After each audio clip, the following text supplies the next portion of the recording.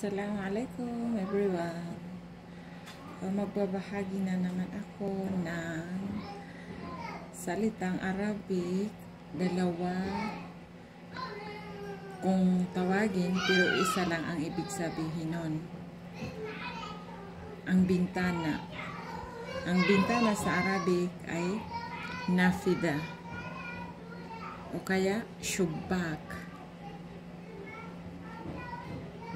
Kung marinig nyo ito, kayong mga OFW na baguhan dito sa Middle East, pag marinig nyo yan, yun ang ibig sabihin, bintana. Nafida or shubak. Kung mga ibang bansa ka naman,